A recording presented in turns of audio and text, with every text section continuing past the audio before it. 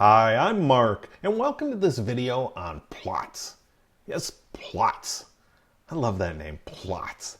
What Plotz actually is a website that allows you to plan out difficult to create objects from Minecraft.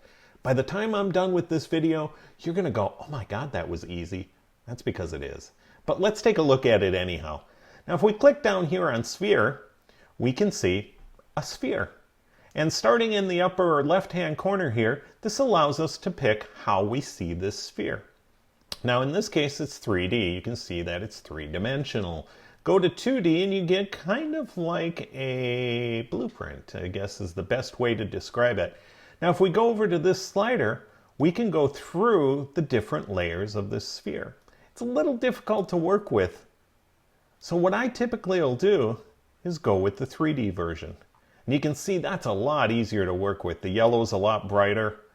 And you can kind of see how things relate to each other instead of kind of flying blind. And then down below here, you've got the parameter for size.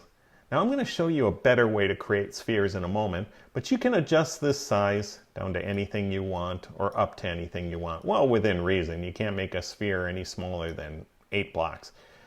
But if we take a look here, a sphere this size is going to take 3,648 blocks. That's a lot of work. We make it smaller though, we lose precision. So you got to make your choice between how many blocks you want to invest in this and how great you want it to look. And of course the size. So let's move on. Let's look at an ellipsoid. Now an ellipsoid is basically, if you line these up, is a stretched or squished sphere. And there's our sphere. So a lot of the parameters are the same. You've got just one more. You've got the height, you've got the width, and then you've got the depth. And that'll give you your sphere. But one thing you don't have, well actually this isn't a sphere. Let me set it back to a sphere. That was your ellipsoid. Set it back to a sphere here. And then you get this slider to work with, which is precision. Now watch what happens when I slide the precision down. Notice how it gets easier to build. That's because it's less precise. But if you crank up the precision, it gets more accurate, but it's a lot harder to build. The number of blocks doesn't change too much. In this case, 4,448. We slide it down to 1. It's 4,520. So not a big difference, but trust me, the higher the precision, the more difficult it is to build. But keep in mind that you can build a sphere and adjust precision here, whereas if you go back to the sphere interface, you can't adjust precision. You don't have that function. So keep that in mind. I always use the ellipsoid. It works a lot better. Moving on, we've got the torus or the tori or the donut-shaped things. And you can see this looks like a donut. And you have these parameters down here. You can change the diameter of the donut. You can change the thickness of the donut. Now this is the one that gets a little confusing. The thickness is how big around this tube is that is curled around to make the donut. If you make it bigger, the hole gets smaller. Bigger, smaller. You can make this really small and make the thickness really high and you get kind of this shape. Now you've got a precision marker on here too, but it doesn't have as big of an impact on what the shape looks like. You can see it does round it out a little more, but not quite as much as the sphere. But again, this is going to be more difficult to build. And you can see 2,728 blocks. That's quite a few. But hey, if you like Minecraft, it's not a big deal. Let's take a look at the last one here. This is stunningly simple. This is an ellipse. There you go. Enjoy.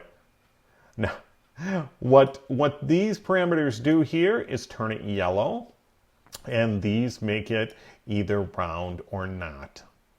Pretty tough, huh?